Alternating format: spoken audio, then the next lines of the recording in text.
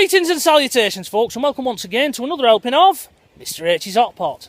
You join me today for day 38 of the UK lockdown, where currently I'm out and about, taking my daily exercise as always, early in the morning to avoid the crowds, and I'm bringing you guys along for the ride.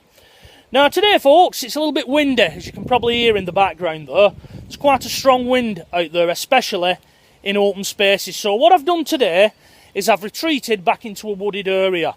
And that's why I'm where I am today. I've been trying to keep away from wooded areas in recent vlogs, and the reason for that is I've suddenly realised that this camera struggles with the amount of light and the fact that I'm moving along as I'm talking. It struggles with it and it creates a large file, which then means a long upload time. But Hobson's choice, I've no choice this morning. I think even the most expensive and, big named camera and mic would struggle with the amount of wind that there is out there today. So I've had to retreat back into the woods, and that's why I'm in a wooded area speaking to you this morning. So folks, on to today's vlog. And a lot of you out there have left comments regarding the way the government are recording these COVID-19 deaths. Yesterday we had the care home figures released, didn't we? And that sort of shot us right up there into the high numbers of COVID-19 deaths that we've had in this country, or allegedly that we've had in this country, as some would say. And many of you have said that from personal experience, or you've read somewhere, or you've heard a story via a work colleague or something like that, that someone's passed away, it's been attributed to COVID-19, the death. That's what's gone on the death certificate, but that's not what they've actually died from. They've died from natural causes, whatever natural causes may be. And you're saying, do you think that this is happening over the country? Is this happening, and is this distorting the figures to any great degree? Well, I will be honest with you, Hot Potters. I'll sort of go along with this particular conspiracy theory a little bit. And the reason for that is I do know from personal experience that not every detail that goes on a death certificate is recorded faithfully. And case in question, when my mother passed away in 2007, God rest her soul, on her death certificate it actually has that I was present at the time of death, and that's not the case. I was at work at the time. At the time I was working in maintenance work, and I was filling one of these paper towel dispensers in some toilets, and I got a phone call through from the hospital that I needed to get up there straight away. They wouldn't tell me what it was, and I knew I had a sixth sense. It had been going on for a while, to be honest, without getting into too many details. And I just finished what I was doing. I went and saw my supervisor and said I need to get up to hospital, and I drove up there. And I wasn't in no rush because I knew what was waiting for me at the other end, but that's another story, really. But so I do know that not every detail that goes on a death certificate is correct. So I will go along with it a little bit. And I'm sure that in the number of deaths that have been totally recorded, there will be a number of mistakes. There will be a percentage of mistakes where a doctor has, for whatever reason, misdiagnosed, and especially where there's been no autopsy involved, it's been put down to COVID-19, and that won't be the case.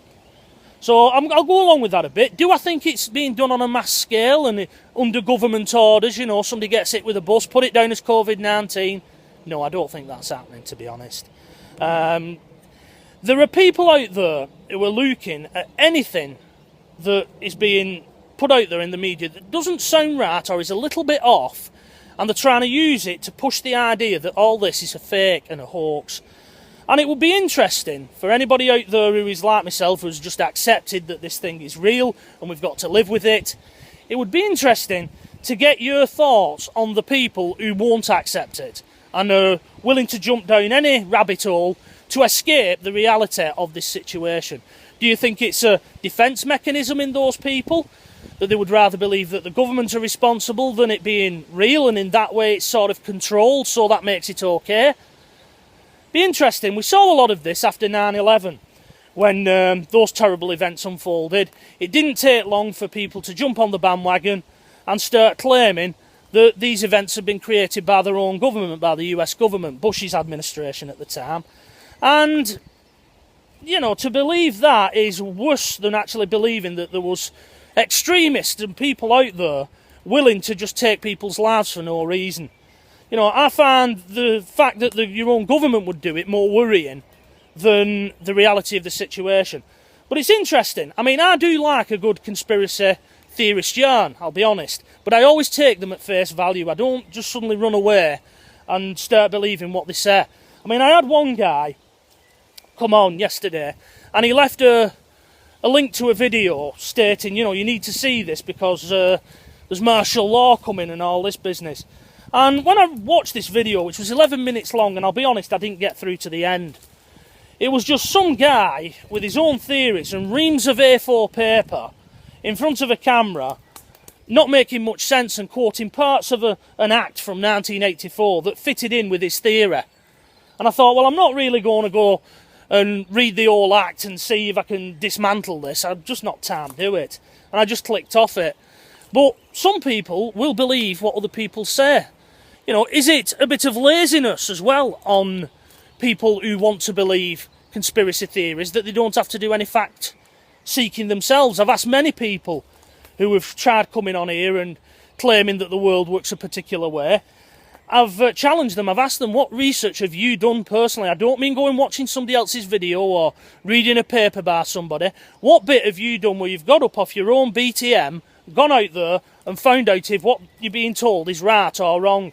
And they usually melt away when I say that. They stop commentating, or I get some abusive post, and that's the last I hear of them. So that'll be today's theme, I think. I think we'll leave it at that one, really. Why do you think people would rather believe in conspiracy theories than actually the reality of the situation? I'll leave that one open to you. Anyway, for those of you out there who's wondering what's been happening to Mr H's letters from TV licensing, I did state that I hadn't had one this month. Well, right at the death of this month, yesterday, the 29th, I've received one. It looks like they've started sending threatograms out again.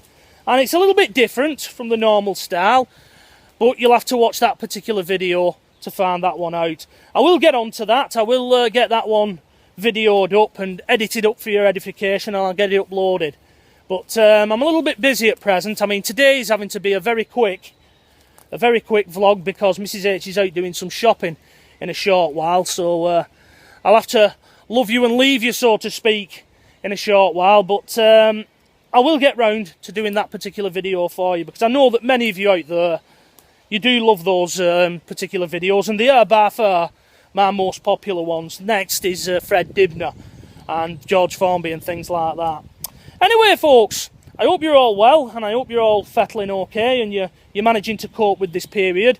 I do seriously believe that this thing is going to slowly start getting wound down as time goes on. I know many of you doubt that, because, let's face it now, we've had almost 40 days of this, and it looks like there's no end in sight. You know, you pick up a newspaper, you switch on your television, if you're licensed, of course, and it's just doom and gloom. But I do think that Boris Johnson is going to find it very hard to resist calls to wind this down.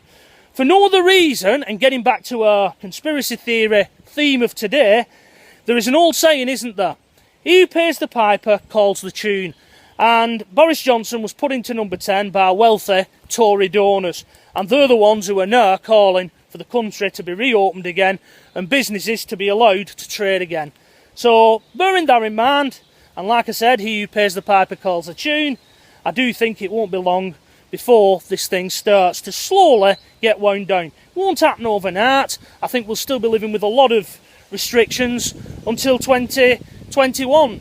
But that doesn't mean that we're going to be on lockdown until that time. It just means that social distancing and things like that will still be in place. Anyway, we'll have to see how it goes, won't we? One of us is right. Either people who are classed as being pretty grounded, such as myself, were totally wrong, or the conspiracies are totally wrong. We'll have to wait and see, won't we? Anyway, folks, I'm going to leave it there. I'm going to cut it here, and I'm going to get back home to edit this up for your edification. So, until tomorrow, when it'll be day 39, and I see you again, it is stay safe, keep your spirits up, and bye-bye for now.